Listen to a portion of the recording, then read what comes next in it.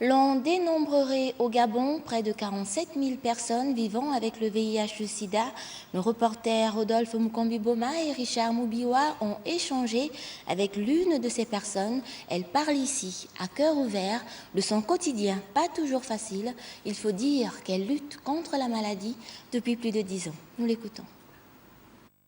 Son apparence ne laisse pas transparaître des signes d'infection et pourtant, Madame Biké Nathalie, la quarantaine révolue, vit depuis 2005 avec le VIH-Sida diagnostiqué alors qu'elle était enceinte de 3 mois.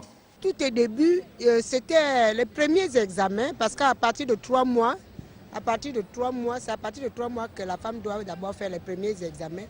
3 mois de grossesse, on n'avait pas détecté ça. 3 mois de grossesse, mais j'ai commencé à me sentir un peu mal. Un matin, je me suis réveillée avec le zona tout au long de mon visage et ça m'a atteint le dos. Je suis allée voir le docteur Konike, qui s'occupe des problèmes de peau, elle a regardé, elle m'a mis sous traitement, les topicrèmes, et ainsi de suite, tout ce qu'elle a donné. Ça n'allait pas, ça ne faisait que s'infecter. C'est comme ça qu'elle m'a demandé, madame, vous avez déjà fait le test de VIH? J'ai dit non. Elle dit, essayez d'aller demander à votre gynéco. Secrétaire comptable diplômé de l'École nationale de commerce de Port-Gentil et actuellement employé au Conseil économique et social, le VIH-Sida pour elle reste une maladie comme les autres, pas question d'en faire un tabou. Ils disent que c'est une maladie de honte, mais il y a beaucoup de préjugés dans le VIH, spirituellement, corporellement, moralement. Je suis présidente du réseau gabonais. Je tiens des groupes de parole avec des patients. Je me présente, après, on fait des groupes de parole, le patient me dit non, madame Biken, vous mentez, vous n'êtes pas malade. Vous êtes toujours souriante, vous êtes là et tout et tout. Je dis ça se passe d'abord dans la tête. Il faut d'abord accepter la chose et là vous saurez bien gérer ça.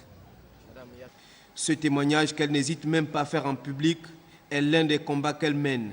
Elle, qui est vice-présidente de l'Association nationale des droits des personnes vivant avec le VIH-Sida au Gabon.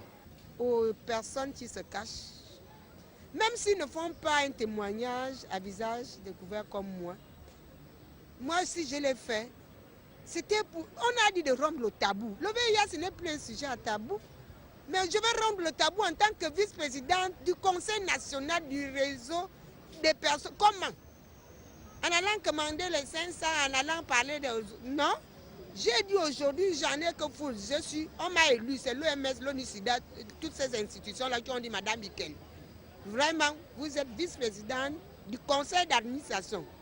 Conseil d'administration, c'est-à-dire tu coiffes toutes les associations de lutte là des personnes vivantes. Si moi-même je commence à me cacher, les membres vont faire quoi? C'est un désordre total. On dit on va éliminer ça, on va éliminer. Elle n'a pas perdu goût à la vie malgré son infection, elle qui est déjà mère de 5 enfants et 4 petits-fils. Son souhait, continuer à profiter de sa vie et voir un jour la médecine arriver à bout de cette maladie qui a déjà, selon l'OMS, tué 35 millions de personnes dans le monde.